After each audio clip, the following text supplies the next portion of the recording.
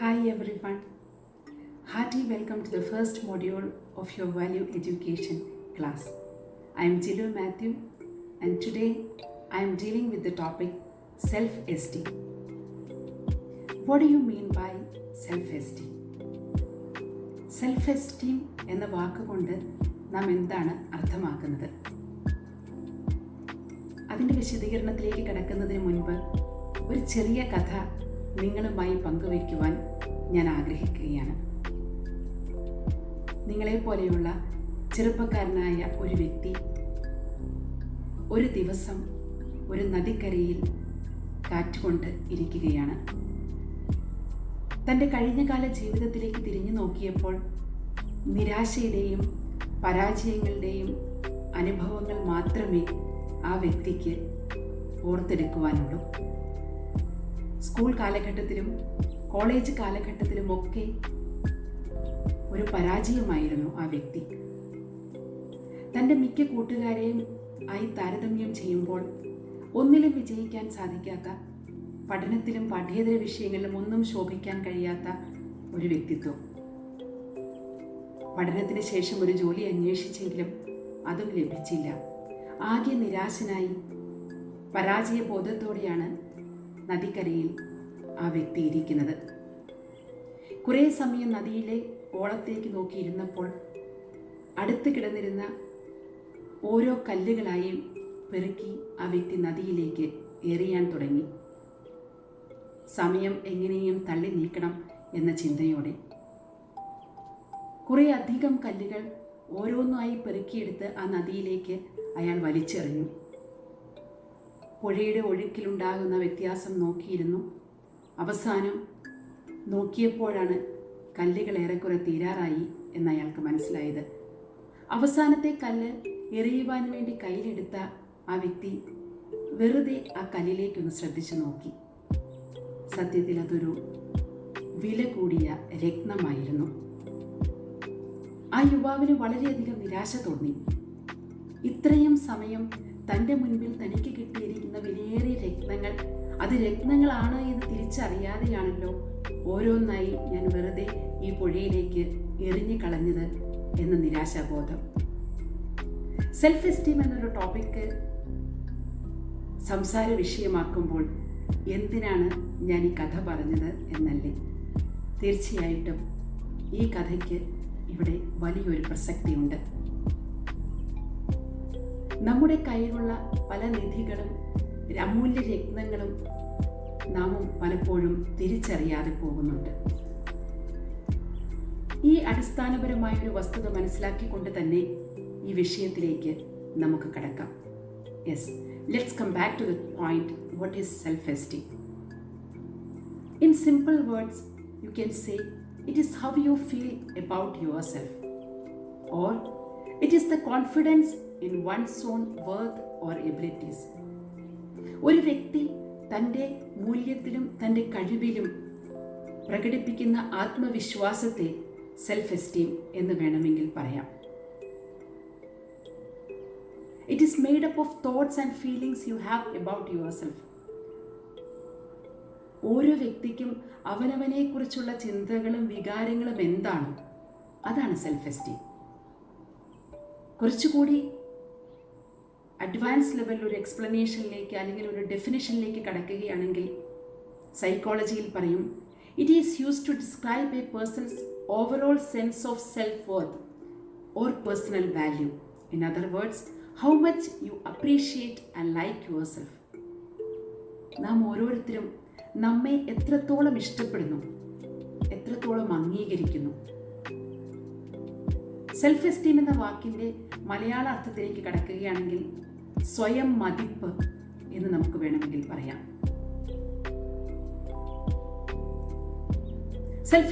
Self esteem involves a variety of beliefs about yourself, such as the appraisal of your own appearance, beliefs, emotions and behaviors.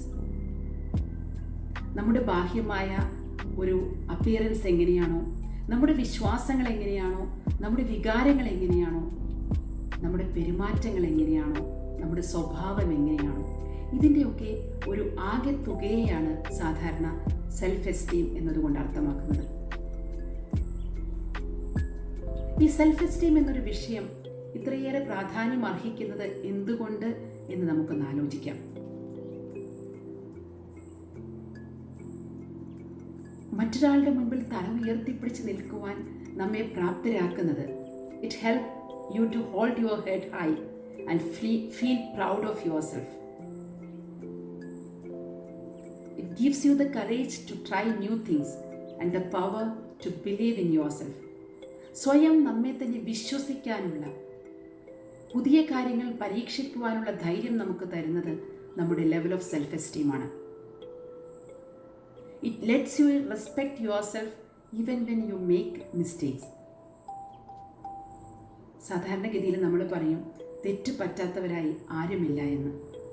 To er is human എന്നാണ് നമ്മൾ പഠിച്ചിരിക്കുന്നത്. തെറ്റുകൾ ചെയ്യുമ്പോഴും നമുക്ക് നമ്മെ തന്നെ respect ചെയ്യാൻ, ബഹുമാനിക്കാൻ സാധിച്ചാൽ അത് നല്ല സെൽഫ് എസ്റ്റീമിൻ്റെ ഒരു ലക്ഷണമാണ്. They can take their own decisions. സ്വന്തമായിട്ട് തീരുമാനങ്ങൾ എടുക്കാൻ അവർക്ക് കഴിയും. Positive self esteem helps you know that every part of you is worth caring for and protecting. നമ്മുടെ ശാരീരികവും മാനസികവും വൈകാരികവുമായ അന്തസത്ത, അതിനെ അതേ രീതിയിൽ തന്നെ ഉൾക്കൊള്ളുവാൻ സെൽഫ് എസ്റ്റീം ഉള്ള ഒരു വ്യക്തിക്ക് തീർച്ചയായിട്ടും സാധിക്കും. അപ്പോൾ നമുക്കൊന്ന് ആലോചിക്കാം, സെൽഫ് എസ്റ്റീം ഉള്ള വ്യക്തികളെ നമുക്ക് എങ്ങനെ തിരിച്ചറിയാൻ പറ്റും? They hold themselves as worthy to be loved and to love others, to be cared for and to care for others, to be listened to and to listen to others, to be recognized and recognize others, to be encouraged and to encourage others. അതായത് സ്വയം സ്നേഹിക്കാനും മറ്റുള്ളവരെ സ്നേഹിക്കാനും അവർക്ക് സാധിക്കുന്നു. സ്വയം സംരക്ഷിക്കാനും മറ്റുള്ളവരെ സംരക്ഷിക്കാനും അവർക്ക് സാധിക്കുന്നു.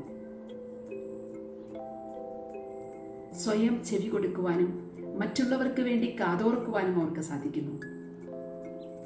തന്നെ തന്നെ അംഗീകരിക്കുവാനും ഒപ്പം മറ്റുള്ളവരെ അംഗീകരിക്കുവാനും അവർക്ക് സാധിക്കുന്നു.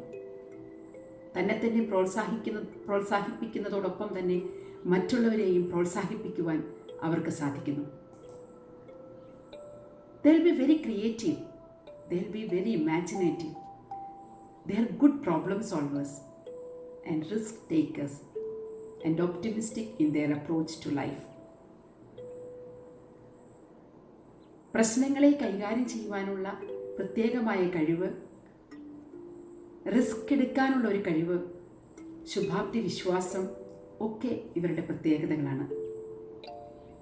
Their leaders are skillful dealing with people. വളരെ നല്ല ഇന്റർപേഴ്സണൽ സ്കിൽസ് ഉള്ള നല്ല ലീഡേഴ്സാണ് ഇവർ ഓരോരുത്തരും. They are able to state clearly who they are, what their future potential is, and to what they are committed in life. അവരെന്താണോ, അവരുടെ ഭാവിയെക്കുറിച്ചുള്ള പ്രതീക്ഷകൾ എന്തൊക്കെയാണോ, ജീവിതത്തിൽ എന്താണ് അവരുടെ ലക്ഷ്യം, ഇവയെക്കുറിച്ചുള്ള വ്യക്തമായ ധാരണ പോസിറ്റീവ് സെൽഫ് എസ്റ്റീമുള്ള ഓരോ വ്യക്തികളുടെയും പ്രത്യേകതയാണ്. അവരുടെ പ്രവൃത്തികളുടെ ഉത്തരവാദിത്വം എന്തു തന്നെയായാലും അത് ഏറ്റെടുക്കാൻ അവർ തയ്യാറാണ്. They are able to accept the responsibility and consequences of their actions. They do not resort to shifting the blame or using others for actions that have resulted in a negative outcome. ചിലപ്പോൾ നമ്മൾ ചെയ്യുന്ന പ്രവൃത്തികൾ തെറ്റായേക്കാം. അതിൻ്റെ outcome നമ്മൾ പ്രതീക്ഷിച്ച പോലെ ആയിരിക്കില്ല. പക്ഷെ ഒരു കാരണവശാലും അതിൻ്റെ ഉത്തരവാദിത്വം മറ്റൊരാളുടെ ചുമലിലേക്ക് കെട്ടിവെക്കാൻ അവർ താല്പര്യപ്പെടുന്നില്ല. And above all they are altruistic. പരോപകാരപരമായ പ്രവർത്തനങ്ങളിൽ ഏർപ്പെടുവാൻ, മറ്റുള്ളവരെ സഹായിക്കാൻ കൂടുതൽ താല്പര്യം കാണിക്കുന്ന വ്യക്തിത്വങ്ങളാണ് സെൽഫ് എസ്റ്റീം ഉള്ളവർ. മറ്റുള്ളവരുടെ ഉന്നമനത്തിന് വേണ്ടി പ്രവർത്തിക്കുന്നവർ, മറ്റൊരാളെ അവരുടെ ആവശ്യങ്ങളെ കണ്ടറിഞ്ഞ് സഹായിക്കാൻ കഴിവുള്ളവർ, ഏത് കാര്യത്തിനും ഇനീഷ്യേറ്റീവ് എടുത്ത് വോളണ്ടറിലി മറ്റുള്ളവരെ സഹായിക്കാൻ നല്ല മനസ്സ് കാണിക്കുന്നവർ. ഇങ്ങനെ ഒരുപാട് കാര്യങ്ങൾ പോസിറ്റീവ് സെൽഫ് എസ്റ്റീമുള്ള വ്യക്തിത്വങ്ങളെക്കുറിച്ച് നമുക്ക് പറയുവാനുണ്ട്. ഭാവിയെക്കുറിച്ച് ഒരുപാട് പ്രതീക്ഷകൾ ഉള്ളവരാണവർ. ജീവിതത്തിൽ നല്ലൊരു ലക്ഷ്യബോധമുള്ളവരാണവർ. തീർച്ചയായിട്ടും സെൽഫ് എസ്റ്റീം എന്ന വിഷയത്തെക്കുറിച്ച് പഠിക്കുമ്പോൾ നമുക്കെപ്പോഴും തോന്നാം, എന്തായിരിക്കും സെൽഫ് എസ്റ്റീം? സെൽഫ് എസ്റ്റീം ഉള്ളവരുടെ പ്രത്യേകതകൾ എന്തൊക്കെയായിരിക്കും? വളരെ വിശദമായി തന്നെ ഇതുവരെ നമ്മൾ ഈ വിഷയം വിശകലനം ചെയ്തു. അപ്പോൾ മറിച്ച് നിങ്ങൾക്കൊരു സംശയം തോന്നിയേക്കാം, അപ്പോൾ യഥാർത്ഥത്തിൽ സെൽഫ് എസ്റ്റീം ഇല്ലാത്തവരാരായിരിക്കും? അവരുടെ പ്രത്യേകതകൾ എന്തൊക്കെയായിരിക്കും? അവരുടെ ലോ സെൽഫ് എസ്റ്റീം ഉള്ളവരുടെ നമുക്ക് എങ്ങനെ തിരിച്ചറിയാൻ പറ്റും? ഇതാണ് നമ്മൾ ഇനി ആലോചിക്കുന്നത്. They are poor risk takers. Risk എടുക്കാൻ തീരെ താല്പര്യമില്ല. സ്വന്തമായ തീരുമാനങ്ങൾ എടുക്കാനോ സ്വന്തമായ താല്പര്യങ്ങൾ സംരക്ഷിക്കാനോ ഒന്നും അവർക്ക് കഴിവില്ല. എല്ലാം മറ്റുള്ളവരെ ആശ്രയിച്ചിരിക്കും. They are fearful of conflict with others. മറ്റുള്ളവരുമായിട്ട് ഒരു തർക്കത്തിനോ അഭിപ്രായ വ്യത്യാസങ്ങൾക്കോ ഒന്നും അവർ തയ്യാറല്ല. They are hungry for the approval of others. എപ്പോഴും മറ്റൊരാളുടെ അംഗീകാരം കിട്ടാൻ വേണ്ടി, സമ്മതം കിട്ടാൻ വേണ്ടി അവർ കാത്തു നിൽക്കും. സ്വന്തമായ ഒരു തീരുമാനം എടുക്കാൻ പറ്റില്ല. Very poor in problem solving. പ്രശ്നങ്ങളെ കൈകാര്യം ചെയ്യുന്നതിൽ വളരെ വീക്കാണ് അവർ. ജീവിതത്തിലെല്ലാം നഷ്ടപ്പെട്ടു, എന്നെ ഒന്നിനും കൊള്ളില്ല, ഇങ്ങനെയുള്ള ചിന്തകളാണ് ഇവരെ നയിക്കുന്നത്. എപ്പോഴും മറ്റുള്ളവരാൽ പരിത്യക്തരായ വ്യക്തികളാണ് തങ്ങൾ എന്നൊരു ചിന്തയാണ് ഇവരുടെ മനസ്സിൽ എല്ലാ സമയത്തും ഉള്ളത്. ഒരിക്കലും സ്വന്തമായിട്ടൊരു പോസിറ്റീവായിട്ടൊരു കാഴ്ചപ്പാട് നമുക്ക് പറയാറുണ്ട്. നമുക്ക് എപ്പോഴും ആവശ്യമാണ് ഒരു പോസിറ്റീവ് ഔട്ട്ലുക്ക് എന്നത്. പലപ്പോഴും ലോ സെൽഫ് എസ്റ്റീം ഉള്ളവർക്ക് ഈ പോസിറ്റീവ് ഔട്ട്ലുക്ക് ഒരിക്കലും ഉണ്ടാവാറില്ല. നിരാശയും പരാജയ ബോധവുമാണ് പലപ്പോഴും അവരെ മുന്നോട്ട് നയിക്കുന്നത്. ഒരു സ്വന്തം സ്ട്രെങ്ത് എന്താണ്, സ്വന്തം വീക്ക്നെസ് എന്താണ്, അതായത് എൻ്റെ കഴിവ് എന്താണ്, എൻ്റെ കഴിവ് കേടെന്താണെന്ന് മനസ്സിലാക്കുവാനുള്ള ഒരു കഴിവ് പോലും ഇല്ലാത്തവരാണ് ഈ കൂട്ടർ. ഏതെങ്കിലും ഒരു പ്രവൃത്തി ചെയ്തത് നന്നായി എന്ന് മറ്റൊരു വ്യക്തി അഭിനന്ദിച്ചാൽ പോലും അതിനെ അംഗീകരിക്കാൻ പോലും സാധിക്കാത്തവരാണ് അവർ. ഇപ്പോഴും ഒരു അരക്ഷിതാവസ്ഥ, ആങ്സൈറ്റി, നെർവസ്നെസ്, ഇതൊക്കെ ഇവരുടെ ലക്ഷണങ്ങളിൽപ്പെട്ടതാണ്.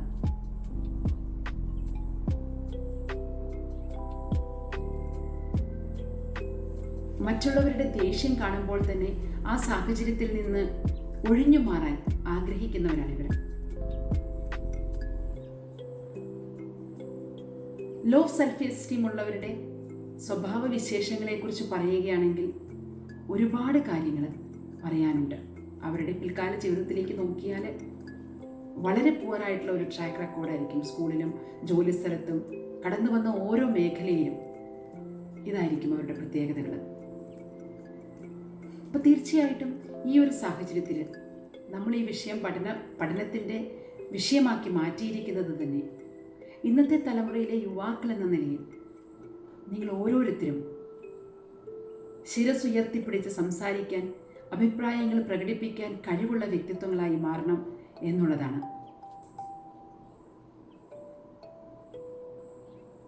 എലീനർ റൂസ്വെൽറ്റ് പറഞ്ഞ മഹത്തായ ഒരു വാചകമുണ്ട്.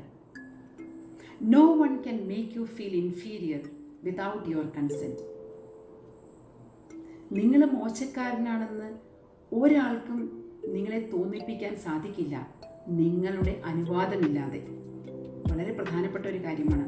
എത്ര പേര് നമ്മെ ചവിട്ടിത്താഴ്ത്താൻ ശ്രമിച്ചാലും നമ്മൾ സ്വയം വിചാരിക്കാത്തിടത്തോളം കാലം ഒരാൾക്കും നമ്മെ ചവിട്ടിത്താഴ്ത്താനോ താഴ്ത്തിക്കെട്ടാനോ സാധിക്കുകയില്ല. വലിയൊരു സത്യം ഇതിൻ്റെ പിന്നിൽ ഒളിഞ്ഞു കിടപ്പുണ്ട്. ആരെങ്കിലും കുറ്റം പറയുമ്പോൾ, ആരെങ്കിലും കളിയാക്കുമ്പോൾ പലപ്പോഴും നാം തകർന്നു പോകാറുണ്ട്, നിരാശ തോന്നാറുണ്ട്. എല്ലാ ആത്മവിശ്വാസവും നഷ്ടപ്പെട്ട് നദിക്കരയിലിരുന്ന യുവാവിൻ്റെ അവസ്ഥയിലേക്ക് നമ്മൾ മാറാറുണ്ട്. അതല്ല വേണ്ടത്. എൻ്റെ മനസ്സിൽ ഞാൻ എന്താണോ തീരുമാനിച്ചിരിക്കുന്നത്, എൻ്റെ മനസ്സിൽ എന്നെക്കുറിച്ചുള്ള ബോധ്യം എന്താണോ അത് തകർക്കാൻ മറ്റൊരു വ്യക്തിക്കും സാധ്യമല്ല എന്ന ഉറച്ച ബോധ്യമാണ് ഇവിടെ ഏറ്റവും ആവശ്യം. നമുക്കെല്ലാവർക്കും അറിയാം, ഒരു കൊച്ചുകുട്ടി ജനിക്കുമ്പോൾ എല്ലാ കുട്ടികളും നിഷ്കളങ്കരാണ്. തെറ്റേത് ശരിയേത് എന്നൊന്നും അവനറിയില്ല. അവൻ 1 വയസ്സ് കഴിഞ്ഞ് പതിയെ നടക്കാൻ തുടങ്ങുന്ന പ്രായത്തിൽ അവനറിയാതെ വീഴും. പക്ഷെ അവനതിൽ തെറ്റൊന്നും തോന്നാറില്ല. മോശമായിപ്പോയില്ലോ എന്നൊരു ചിന്ത അവനില്ല. അവനറിയാതെ മലമൂത്ര വിസർജനം നടത്തുമ്പോൾ പോലും അത് മോശമായി എന്നൊരു ചിന്ത അവനില്ല. പക്ഷേ അവൻ്റെ ചുറ്റുമുള്ള അവൻ്റെ മാതാപിതാക്കളും അവൻ്റെ സഹോദരി സഹോദരന്മാരുമൊക്കെയാണ് അയ്യേ മോശമെന്ന് പറഞ്ഞ് അവനിൽ ആദ്യമായിട്ട് ആ ചിന്ത ജനിപ്പിക്കുന്നത്. ചെയ്യുന്ന പല പ്രവൃത്തികളിലും കുറ്റപ്പെടുത്തുമ്പോൾ, കളിയാക്കുമ്പോൾ തീർച്ചയായിട്ടും ആ കുട്ടിയുടെ സെൽഫ് എസ്റ്റീമാണ് അവിടെ താഴേക്ക് പോകുന്നത്.